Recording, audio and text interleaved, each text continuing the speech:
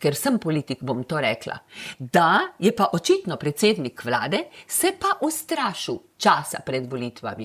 A veste, ker drugače ne bi tako na hitro in tako brezglavo našteval ukrepe, s katerimi je imela vsa pravna stroka in ministrstva probleme.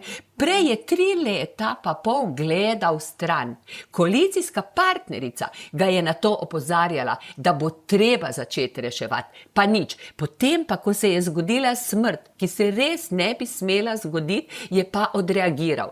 Zato jaz pravim, da pa to je politična reakcija, da bi rešil svojo kožo. In še nekaj, on je nas Dolenjce že zdaj vrgel čez ramo. A veste, ko smo mi, tako kot je rekel kolega Soniboj, usklajevali ta zakon, gledali, kaj pomenijo ti amandmaji, ker je bil veliko amandmiran, njega ni bilo nikjer, veste, pa bi moral kot predsednik vlade sedeti tam z nami.